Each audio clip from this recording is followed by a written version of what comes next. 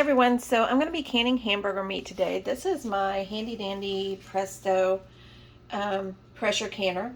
So I'm going to pressure can. I was able to get to insert jar mode by pushing this button right here. And it says insert jars. I have filled the water to the water line, which is over here on the back side. I have my jars half full of water, and there's in the actual water in the container. Then the pressure canner has 2 tablespoons of white vinegar to help it not leave watermarks on my jars. So now I'm going to put this in like this. You turn it to lock, kind of like a Instapot if you have one, very similar. To heat the jars, this regulator was on there and I have removed it. You take it off, it snaps off. The difference in the Instapot to this is with this, I'm going to be locking it in. It is lock and sealed in there. That is the pressure sensor. So that is all locked and sealed. And now I can go on to the next step. So for the next step, I'm going to click and it should go to warm. It is. So this little part right here is just showing me that it'll just keep going back and forth, letting me know that it is warming my jars. So this is the hamburger I bought from Sam's Club. It's a 90-10, and I bought 9.76 pounds. So I think I'm just gonna try to cook all of it, maybe half at a time. And what I can't get canned today, I'll put in the freezer. I also am choosing to use broth, beef broth, to fill my jars, but you can use boiling water, but I just want to add a little bit of extra flavor. So I have my hamburger meat cooking. I'm going to have leftover, I know, unless I can twice today, but we'll just see how it goes. Again, first time doing this, so we're just going to play it by ear. My jars are still warming, and it'll let me know, it'll indicate to me when they are done warming. So it just beeped and it's telling me now to fill jars, which is really awesome because it's going to continue to keep these warm until I'm ready, because I still have a little bit of time to get all my hamburger meat cooked. A couple of things that I've read and I've learned, and there's a million different opinions out there on stuff. I am not using salt in my hamburger meat just because when I go to use it, I'm going to use it for either tacos or spaghetti. I'll be adding the flavoring at that point, so I'm not worried about adding it right now. And also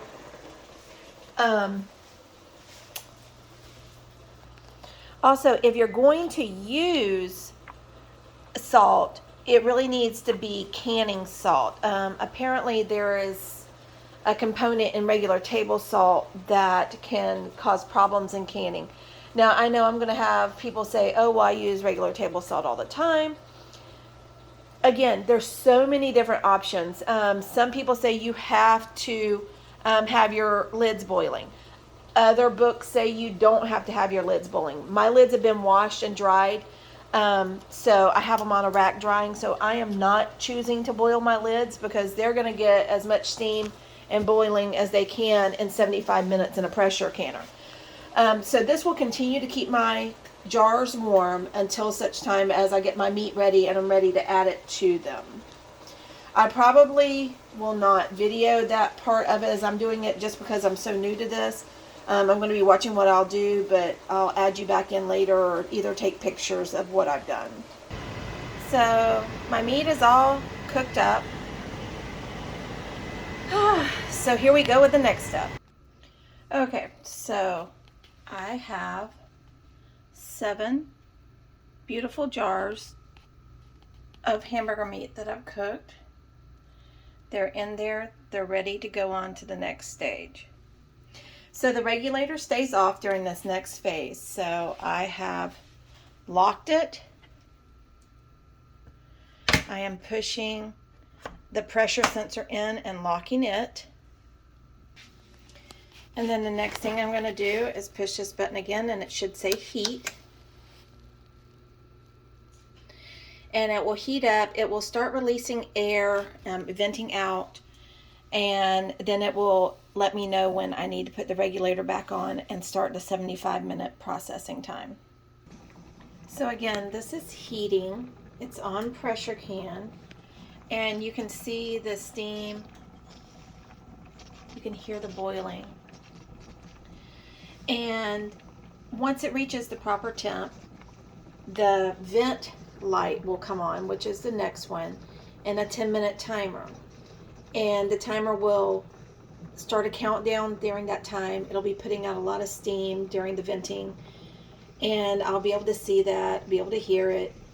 And once it counts down, when the time expires, the unit will start beeping, and then I'll be able to put the regulator back on. Now, to put the regulator back on to where you can see the steam coming out, because obviously that's hot, I'll have to use either a hot pad or a silicone glove to put that on. Once I put that on, the canning light will come on, and then it will start that 75-minute process. Okay, so you can see it saying put the regulator on can. Now my stop has not come up, but that's okay. It may come up, or it will come up afterwards. So we're going to put this on until it pops. So that's into place, and I'm going to turn it towards can, which it's on. It's snapped into place.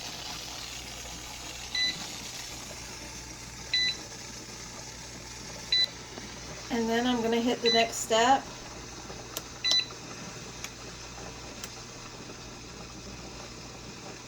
And it will build up the pressure while the little indicator lights are going back and forth like that. It's going to build back up.